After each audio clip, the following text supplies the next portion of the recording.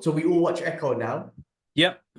And oh shit, yeah, we should review that actually. Yeah, like because you finally watched it as well. And last week when I spoke about it, I liked it, but I had some thoughts about it. And my thoughts were like, I know Marvel made a big thing out of it being a R-rated show and all that sort of stuff. But like, cool, okay. It did have a vibe of the Netflix show. I do have to say the way it was put together was put together way better than I think the Marvel the other shows. Yes, it was violent. It was awesome. That fight with Daredevil was just amazing. That episode one was amazing. Kingpin for me is my favorite MCU character right now. Like anything to do with Kingpin, I just want to see more Kingpin. That's how good he is. Like I think William D'Onofrio just does a great job with Kingpin. Even in the show throughout the whole show, the end fight scene, it wasn't obviously what we expected.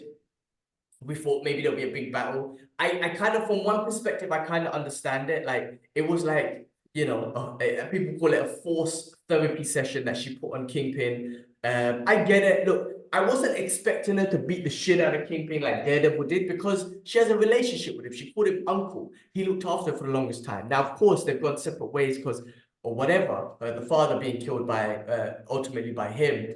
But at the end of the day, she had a relationship with him. So I didn't expect her to have this hatred and wanted to kill him. But in fact, she tried to help him because of the trauma that he went through as a kid, killing his own father and all this sort of stuff. So I get it from that perspective. I was just like, I didn't really like it. I felt they could have done a bit more. Maybe if he had a number two guy that she had a big battle with, I think that would have been awesome.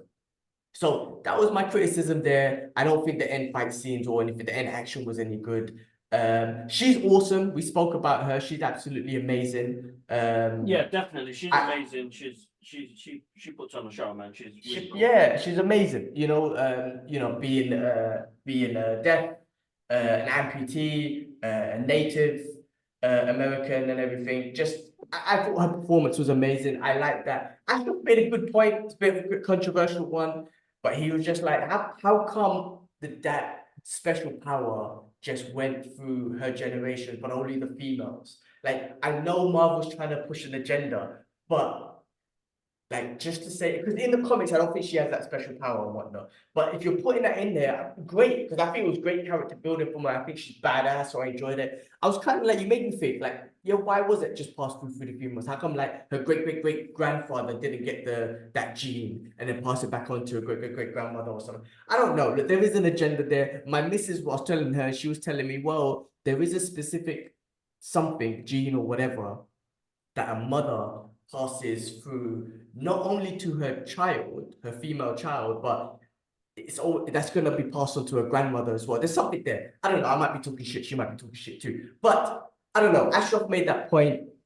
Just saying, like, guys, I get the agenda, but I feel like this character was so badass. Like, why did it just force that? Because her father was a great figure in her life as well. Her father obviously looked after her and didn't want her to have that life.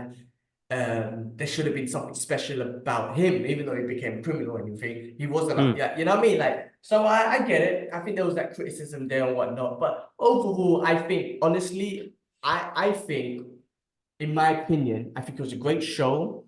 I think she's badass.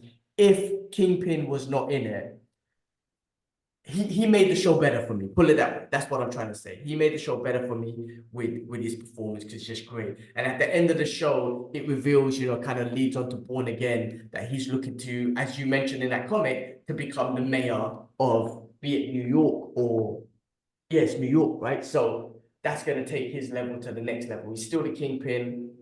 That forced therapy session didn't change him in any way, but that leads up to that show, which he's going to be the Thanos of the street level MCU. I mean, he's amazing. He's my favorite character in the MCU right now. It's the only guy that I want to see more of in the MCU. So that was my thoughts. What did you think? No, bro, listen, man. Same thing. I think they introduced something with a lot of culture and a lot of things, and it's funny. It's coming out in a time where they're bringing back a culture and letting people know about this culture when they made such great loss at the beginning. You know what I mean? people are coming around to it now. And I suppose that's where the wokeness of everything kicks in, and it's quite difficult. But and some people won't find it difficult to accept the fact that we caused a lot of atrocities during our colonizing era. But it's amazing to see it shine now, and a lot of coaches and a lot of people understanding where it comes from. This means a lot to a lot of people, bro. So listen, it was a great watch. First 2 episodes, 3 episodes, really enjoyed it. Last two, I, they rushed it. They did the Marvel rush. Let's just do it, and then climatic ending, which didn't fall down too well. Yeah, bro. I just feel like it was a lot. It wasn't. It could have been much better the last 2 episodes, and they shortened them. They went from being an hour straight to 45 minutes to 30 minutes to 20 minutes. That last episode felt like 20 minutes, bro. Which is a shame. You bring this character into this world. Give it some love, man. Give us longer episodes. I don't know what the rush is. And I don't know if they went through issues during COVID or during, the writer's strike and stuff like that.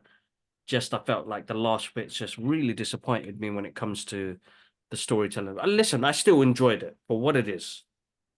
Just why rush it?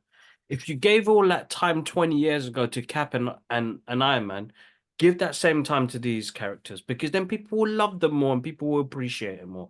And I think that's where the problem is. And I know we got an episode out about character building in movies and how, Cap and Iron Man stories still stick with us, is because you gave us that time to breathe with them, man.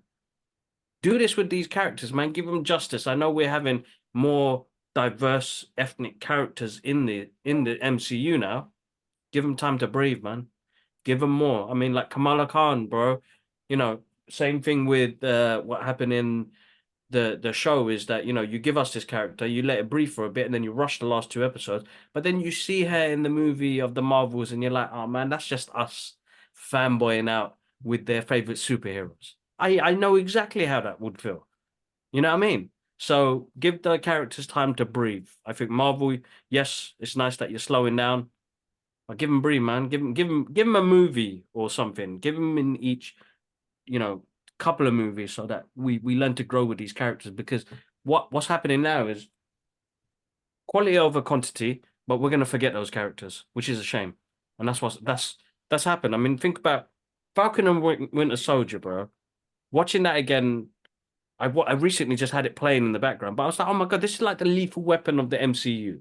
This works out perfectly. Had such a strong thing to it at the end, man. Him accepting the fact that he's going to be the new Black Captain America. How? Nothing, bro. You don't even mention it later on, that there's this, that Falcon is the new Captain America. Like, you keep that. That's what made the first one to phase 3 work. Because characters were always reoccurring, or stories were told, or things were happening. You didn't have that, continuedness during that. Sorry, Baba. Yeah. Yeah, But yeah, anyway, that's my thoughts, bro. no, you're right. No one's even mentioning anything. Like in Eternals, it's another character that I don't give a shit about. But There's a the thing Celestial's is, hand coming out of the water, yes, bro. yes, no one has mentioned that. Like, what the hell? Like, not one person has mentioned it since that happened. It just don't make no sense. So again, it's not about even bringing Cap or anyone back. It's about having a Yeah. reference. Like, oh, what's Cap Yeah. doing, or whatever it is. Like, there's no reference to none of them sort of things. So yeah, no, I agree. I agree with they've changed the character building in the sense that they've just brought in so many characters and tried to rush it. Focus on a couple. No need to rush them all. I want to see them all, but no need to rush them all. We got years and years of X-Men and Fantastic Four to join the cast. Give them time to breathe, man. And like I said, bring references, man. Bring references in there, man. There's shit going on in this whole MCU world, and you don't even mention. No one has mentioned a celestial being coming out of the planet, which is weird. Anyway, that's our thoughts on Echo and the MCU at that time.